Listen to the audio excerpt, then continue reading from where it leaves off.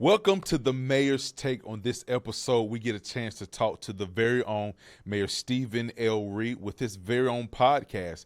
And there's so much to unpack today, from sports, entertainment, this NIL, Shedeur Sanders, and a couple more stuff. Stay tuned. I got a lot of questions, a short amount of time. Tell a friend to tune in right now. Mayor Stephen Reed, how are you doing, sir? I'm doing all right. Listen, we're trying to juggle these balls in the air, keep them from falling. But there you go. We're doing the best we can. I can't juggle, so yeah, I'm gonna let you. Well, have listen, that. neither can I. So don't ask me how we do all this.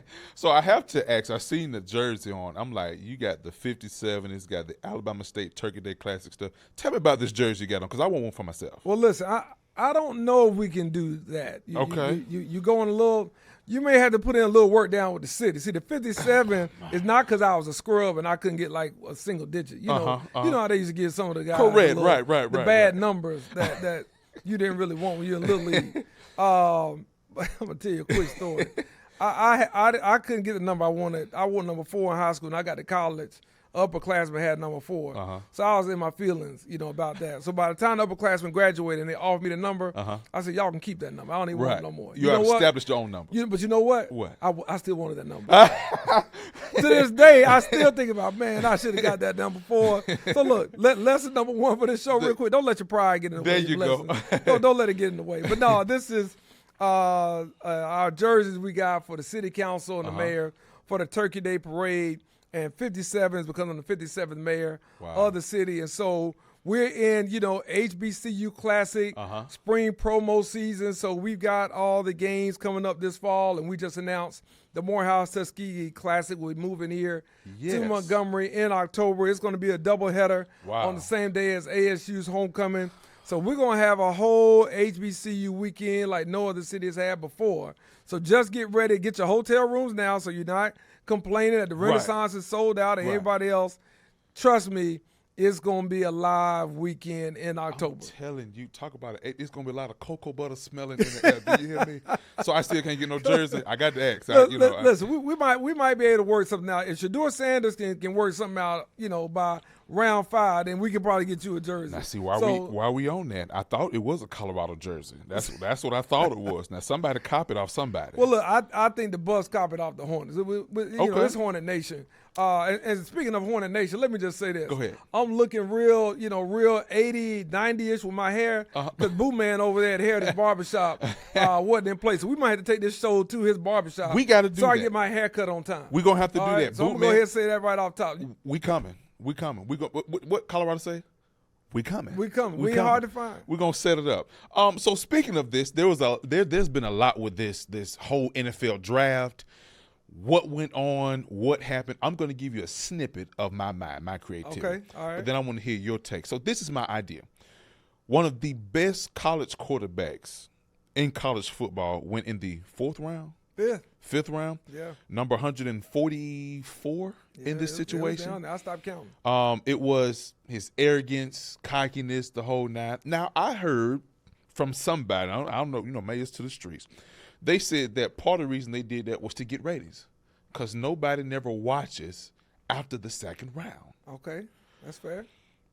If they get it to the 4th round, their ratings go up even higher, because one of the best quarterbacks that should have been in the 1st round waits to the 4th so they can make more money and cause all of this was a social media frenzy that took place. When I say I was mad, I almost started eating vegetables all day long. I couldn't take it, and I put my wings away and everything. It was over with. Yeah. As a parent, we've seen Arch Manning and the Manning brothers. Yeah. Deion Sanders and the Sanders sons. Yeah. They both did the same thing. Uh-huh. They both want the best for their kids, as any parent should. Yeah. Why was it such a big impact for Deion to do it with Shedeur? Yeah. So listen, I'm going to take probably an unpopular position on this. All right. So I'm just going to tell all of our folks that right now. It's not because of racism. All right. So let's eliminate the whole racism part. All right. Let's take that off the table, because you can't say racism and your number 1 overall pick was a 0-star quarterback coming out of high school who goes to the Tennessee Titans. Not exactly Chocolate City. Not exactly, the ATL. All right. So let's remove that from the equation. Okay. All right. So now that we've passed that, Uh-huh. we do have to understand the game within the game when it comes to negotiating, where somebody gets drafted and who they go to. When you come off as a parent, let's think LeVar Ball. All right. Okay. Let's think LeVar Ball. And you come off as if you are the dominant figure, even maybe more so than your son, who is the person that a team is going to take. That can rub people the wrong way, because as a general manager, as a coach, as a locker room, as an organization, not to even mention the billionaires, the 32 billionaires who run the NFL, they've already got enough things to worry about when it comes to team chemistry. Right. Do I really want somebody's father in this space of really pushing and guiding 1.8 million social media followers about what play we should have called, who should be starting, what should be happening? We got to think about those things. And sometimes, as parents, we can make it harder on our kids than it already is. Right. Yeah. And so I think in this situation where Coach Prime overplayed his hand, was his son wasn't the type of prospect that he was coming out as a defensive back or as an athlete. So some did not have him as a first-round quarterback. A lot of them did. But you can't conflate the argument of whether it's my son and you get me and you get the whole, entertainment apparatus and the whole, crew that comes along with us, the whole posse that comes along with us. We've seen that happen in the NBA. We've seen that happen across sports where people drop because of not their ability on the field, but what surrounds them off the field. And I think when you consider somebody like Shedeur, who's got the talent, hard work, but he's coming in with a really a mindset that may not fit a lot of teams. Right. Your camp is saying we are going to play for certain teams, and then you say, well, listen, if we go here, this is what we want. This isn't college recruiting. This isn't you picking the school. Right. This is the employer picking the employee. And I think we have to understand where professional sports is and where it's not. Yeah. And to go from the first round potentially to the fifth round because you did not have an agent, because you did not prepare well for your interviews, because you came in and you gave off the feeling to the employers that you were bigger than them and the organization and the employer, including the owners. In some circles, that's what has come out. That's a $30 million decision or series of decisions, and I don't care who you are, LeBron James included. I don't know a whole lot of folks who want to miss $30 million. So I think that's how we have to look at this situation, what the takeaways are for us as parents, as mentors of young athletes in this community. That doesn't mean you can't be yourself or you can't have your own swag. Have all that. Right. But it has to have a point where you're ready to sit down and say, let's get down to business, because the celebration and the winning and the branding comes in all of us being successful. Correct. Not just in me and how many followers and how many clicks and likes I get. So do you think the NIL deal has something to do with that?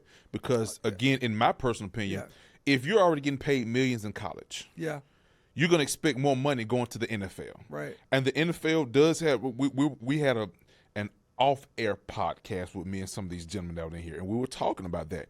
How much more money are we supposed to pay you if you're already getting millions in college, coming straight out of high school, going into college, and you expect the NFL to pay you more money? How has the NIL been a negative in the situation for you in this? Well, listen, I definitely think as a amateur sports fan, we have to recognize that amateur sports really only exists at a certain level of intercollegiate athletics.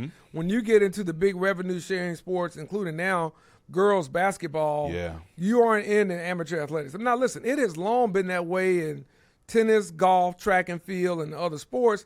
It was just really more so regulated in basketball, football, baseball, and things along those lines. But I think now what the NIL has done, it has given people a sense of entitlement, a sense that, I've already arrived. And I think that's why we've seen coaches like Coach K at Duke, Nick Saban get out of the game, even Gus Malzahn and people like that say, look, I'd rather just coach and be a coordinator than be the head coach at Central Florida. Yeah. When you start seeing coaches saying, I can't compete with, I used to have to talk to the grandmas and the mothers and the players. Now I got to talk to an agent for a high school player, his uncle, his father, his brother. We can't keep up. And then there's nothing that keeps those players there from year to year.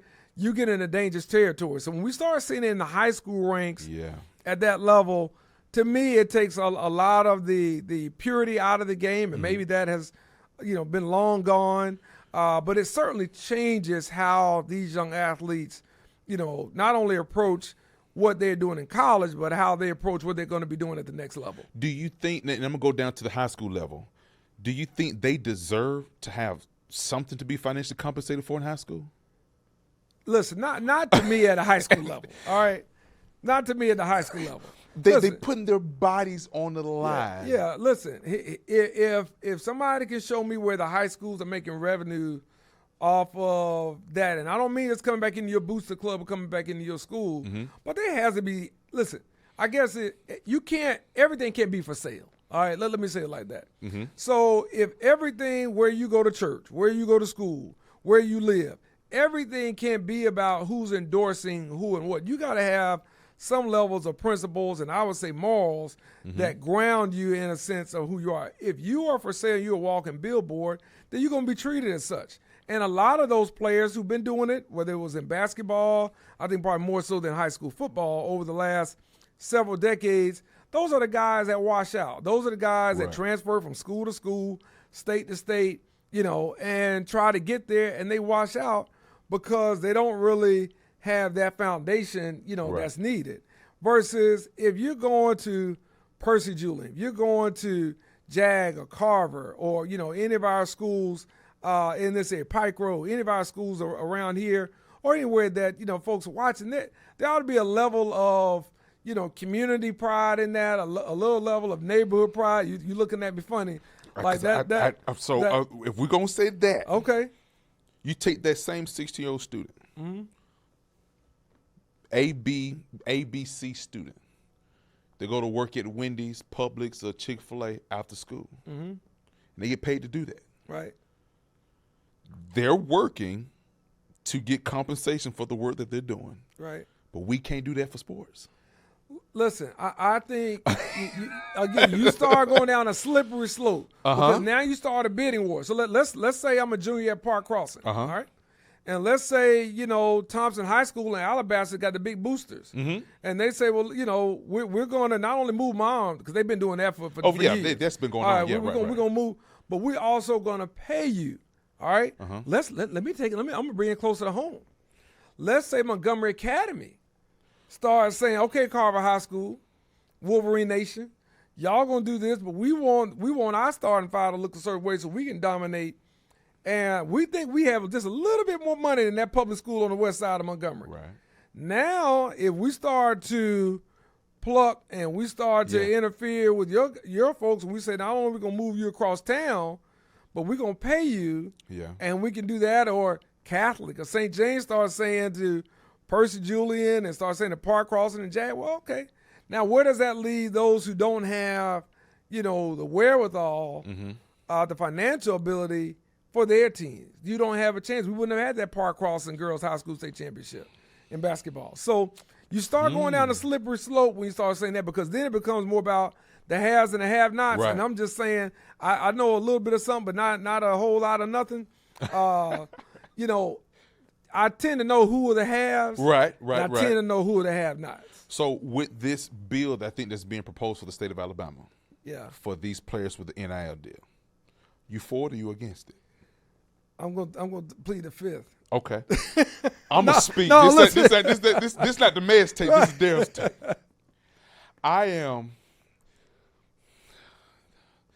am in a position to say I don't have a problem with it as long as they have proper education, and there could be a percentage that goes back into the school, because I don't believe we should be paying students a certain amount of money when the school still has financial needs for books, better buildings, better classrooms, money marketing classes to do those things. Sure. Could there be a percentage that we take from this student because they are under the age of 18?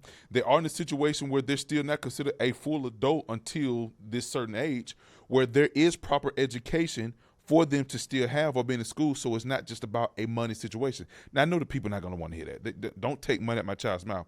But at the same time, there has to be some type of educational financial means where everybody gets a part of. And I think the schools would benefit from that too. Yeah, listen, I was joking, I'm not for NILs in high school. Mm-hmm. So, again, I know that's not a popular opinion. I'm a little old school when it comes to, sports and, again, kind of how we, really cultivate our talent. Mm-hmm. And I think when you start making everything about money, I can tell you I make hundreds of decisions a day. 99.9% of them, money never factors in. It's whether it's right or wrong. Right. Who is it going to benefit? How does it impact the community? When we start sending that message to a very young group, to a very young age and group of young people, a very small group of athletes and talented young people, I tend to think that we're setting ourselves up for a downfall of society in terms of everything becomes about what's in it for me, what have you done for me lately, and how much of this can you give me? Correct. At the high school level. I think there are some ways, if you want to establish a trust, if you want to establish some things for that student to be able to attain as they go to a stipend, as they go to the next level of college and that sort of thing, maybe so. But when you start talking NILs, again, I just know who has the money in this state. Of course. And I tend to know who I think is going to benefit, and I think I tend to know who's going to lose out. And I think it's going to be a lot of our neighborhoods, a lot of our community schools, not just Montgomery, but across the state and across the country that already have a hard enough time keeping some of those athletes when a new house or a new car or a new apartment is dangling in front of mom or dad or a new job and that sort of thing. So it's already tough as it is. I sincerely believe, and I can agree with that as well, too. I do have mixed emotions about it because at the end of the day, they're in school for education. Yeah. They're in school for the grades, for the GPAs. And I love what Deion Sanders did. He made sure that those athletes had a GPA. He did. Not just on the field being a great athlete. Nick Saban did the same thing. He wanted to make sure you were a great man on and off the field. And I hope the high school, however this decision is made, that high school coaches understand these are student athletes. Yeah. So in this now, I'm going to talk to you. Forget the camera for a second. All right. I had a conversation with a friend, and he had some mixed feelings about HBCUs and non-HBCU schools. Okay. And he brought up the history of what the people stood for, what they fought for, what they marched for to get accepted into schools that are not HBCUs. Right. But yet we're having a slow decline of students wanting to attend HBCUs because they're being more accepted into traditional colleges and universities. Yeah. So the question was, if there's a situation where your son has the opportunity to go to, let's just say you got a Princeton, Harvard, or Yale, Dartmouth, or William & Mary school, but yet FAMU, Howard, Morehouse are offering him scholarships, where does he go? I think a lot of that comes down to the individual. You got to know your kids. You have to know kind of where they're going to succeed, where they have the best chance to do that. I'm an HBCU, through and through. Our daughter has gone to Howard.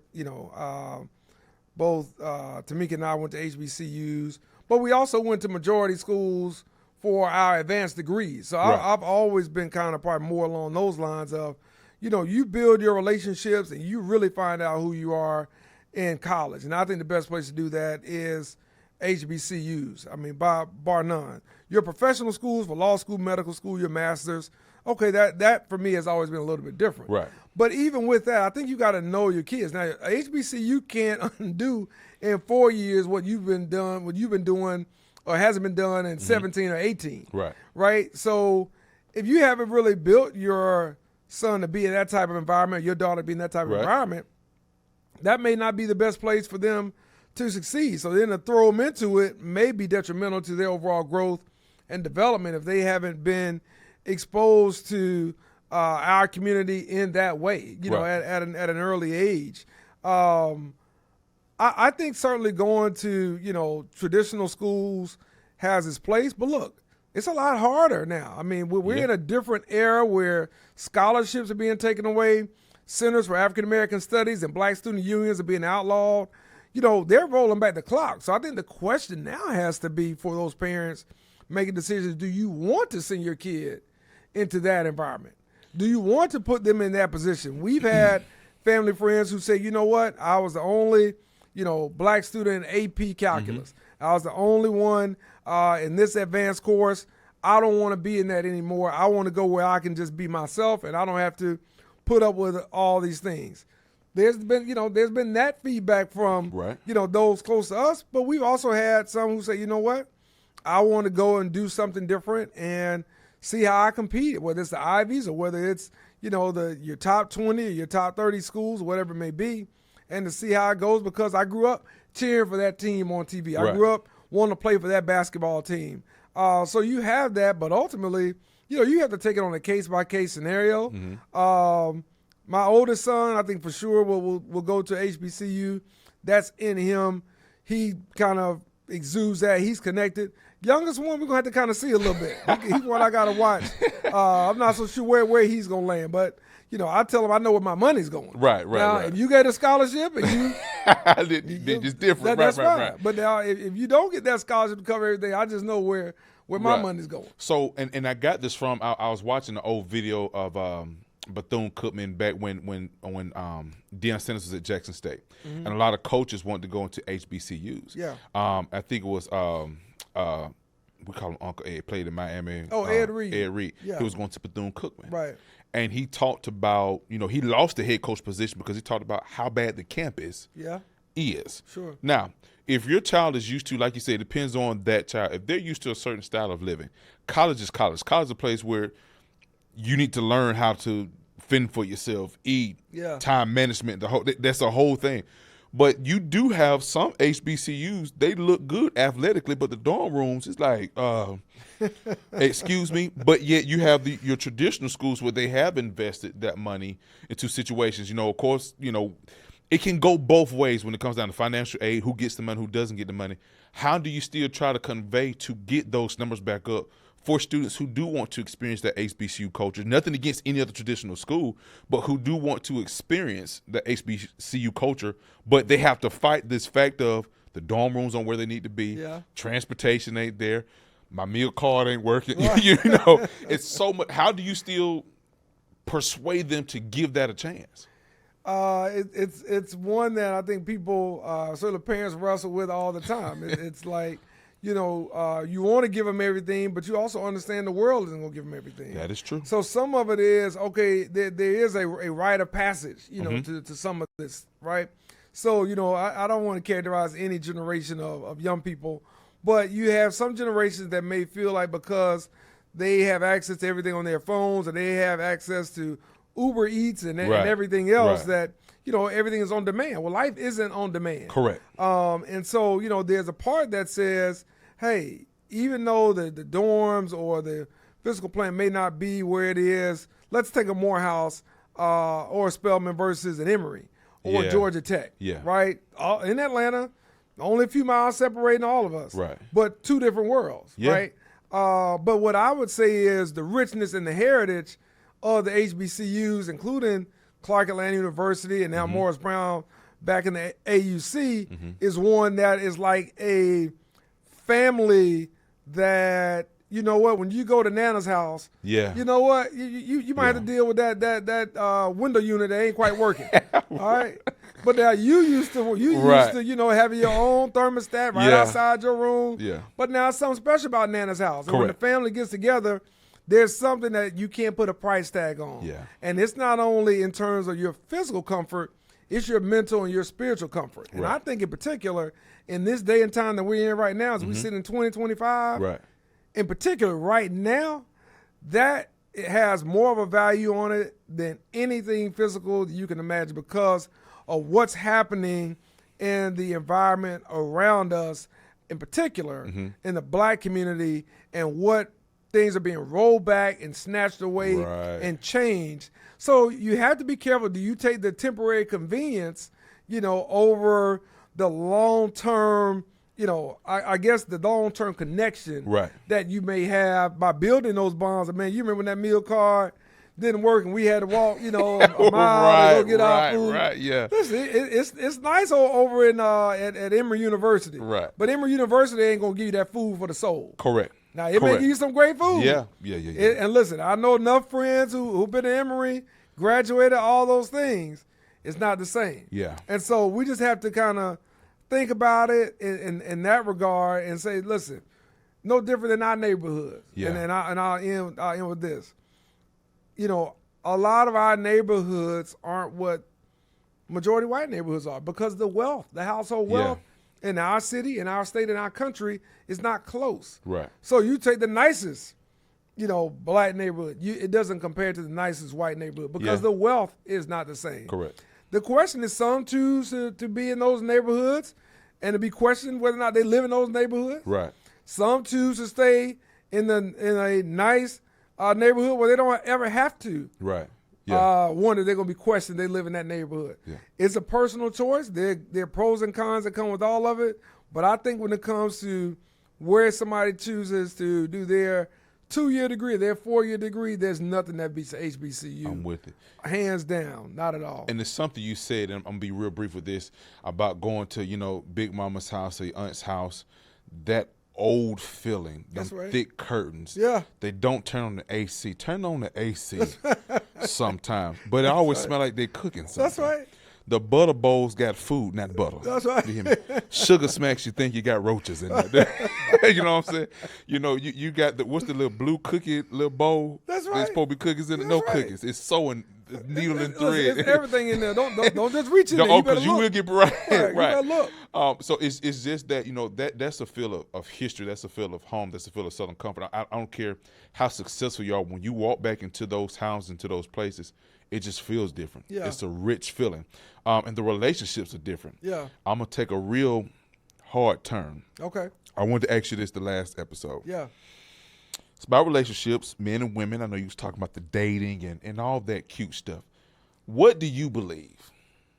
Is it supposed to be 50-50 for the man and the woman? Or is the man the sole provider of everything in that house? Man, that is a hard turn. Can we take a cut? No. And why are you thinking about this?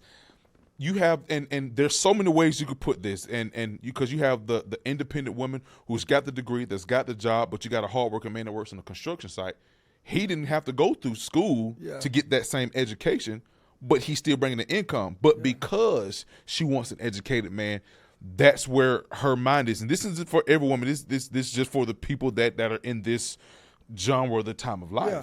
And they feel that ultimately, I need you to take care of everything for me in the house, or do you feel that it's okay to be 50-50? Look, I think that, all relationships are different, right? Mm-hmm. I think it depends on kind of what stage you're in. Sometimes the woman may care a little bit. Sometimes the man may care a little bit. I think in the end, I'm old school from the sense I think the man has to carry most of that weight. Now, that may not always be in terms of income. So not everything can be measured in terms of that.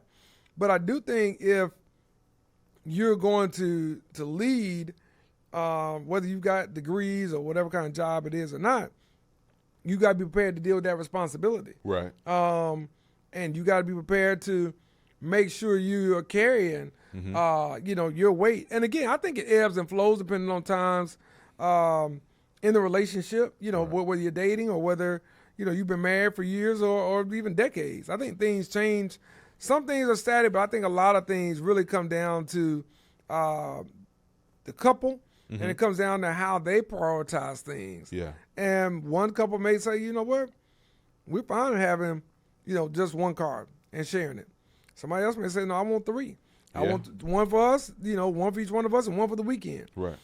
All right, well, if you saying you want that bonus car or you want that bonus house, then you may bring some bonus money.